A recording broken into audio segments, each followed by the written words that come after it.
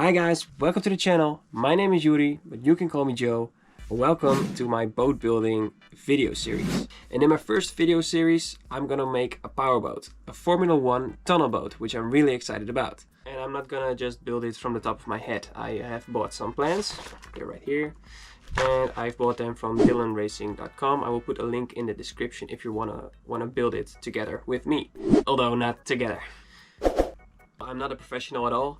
I'm an amateur, I'm an enthusiast, and so are you guys probably, 90%. For me, it's just really about the entire experience, the learning along the way, and seeing the end product materialize in front of my eyes, of course. It's gonna be great, it's gonna be good, and you better keep watching. I will just let the video speak for itself. If you have any questions, you can always leave them in the comment section below. I will reply to them because the channel is really small, of course. Yeah, let's just get right into it. Let's go.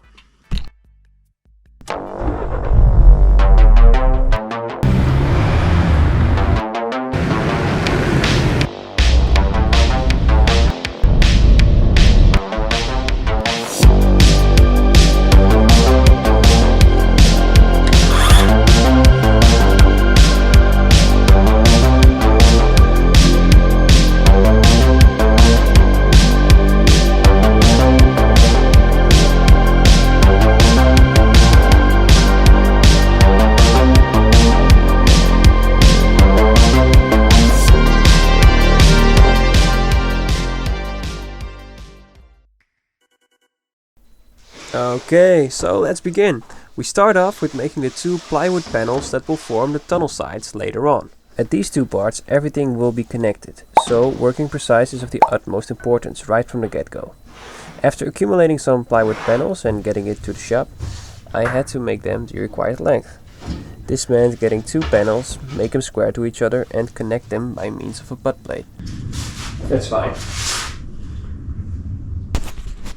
So what I can do now is don't glue this together, but put glue here and here. Then put this one on. Run some staples through, boom, boom, boom, boom, boom. Bing, bing, bang, bang, boom. Add some weight, do the same thing up there, and it will be one panel. Now the normal way of gluing the panels together would be with epoxy glue. But at this stage of the project I had not yet ordered it, but wanted to get a start anyway, so I just did it with PU construction glue, which works fine, but it's just a really expensive way of doing it. You're wrong! You're f***ing poor! And plop it on, just like that. So we need two panels of these, so I just glued another one with the power of video editing.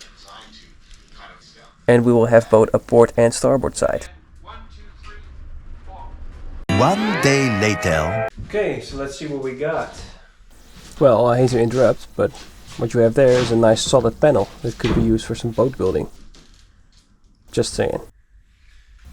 So, after painstakingly taking every measurement and converting it from inches or feet or whatever to something I could work with, so centimeters and millimeters, I had to draw them down with military precision.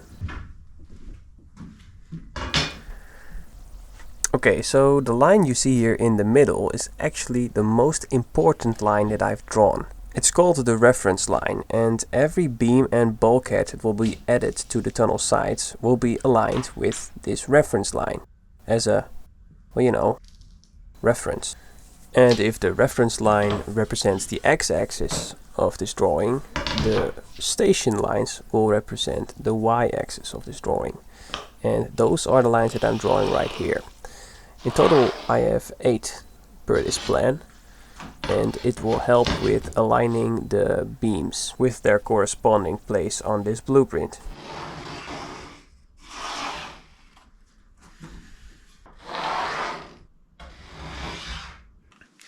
Hi, me from the video editing right here. So I just wanna put a statement up here, okay? I just spent hours, right, in this segment. I just spent hours in converting every measurement from imperial to metric, and it absolutely sucks. Why do you guys still use imperial? It blows my mind. Feet inches just doesn't make sense to me. Come on, man. Come on, man. Okay, back to the video. Since I don't want the boat to look like an enhanced shipping container, I had to make sure it has curves. So I clamped a small beam to the plywood panel, enabling me to bend it in the desired shape. Now, I like curves, so I went haywire. FBI, open up! No, I kid. I just made sure it had some nice and fair lines.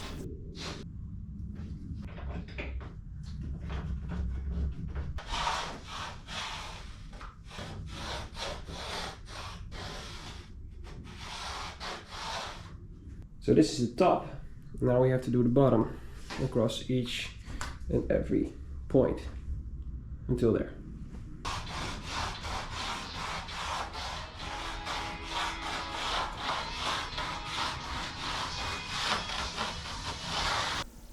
With those parts done, I now had the entire tunnel side drawn. This only leaving me with the weight saving holes and the slots for the beams. Now the cutouts for weight saving don't really matter as much to me, as I'm not gonna race any official race with this craft. But the cutouts for the beams are very important. They require very exact measurements, which sucks when you have to deal with imperial values.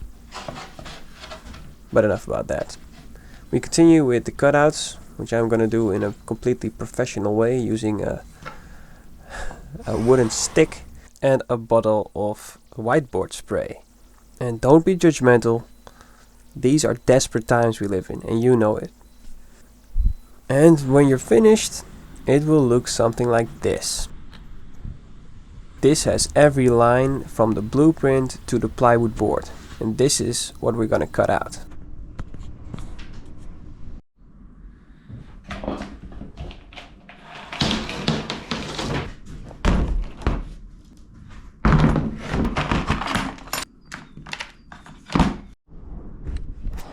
And with every precaution taken, to not hurt my tender little lungs, or fingers, or eyes, or anything, I'm gonna have to proceed with sawing. Lots of sawing.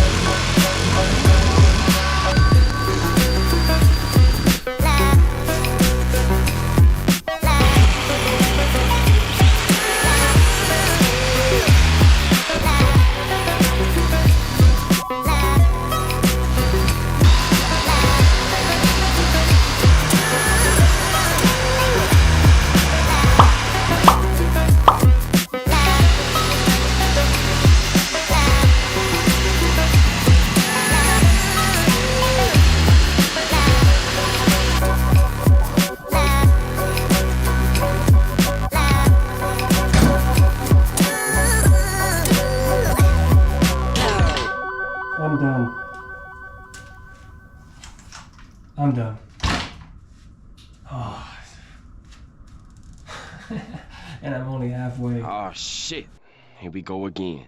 But before we're gonna do that, this was the end product of the first panel. Looked really neat and clean.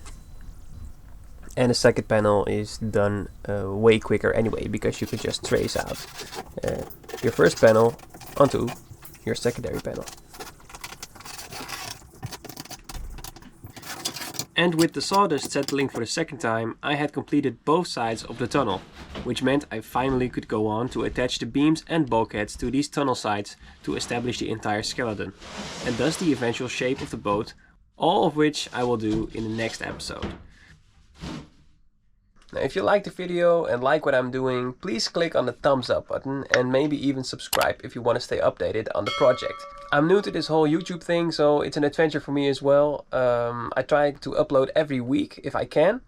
And if not, if you have any tips, also please leave a comment. And well, yeah, that's all I have to say basically. I guess. Doei!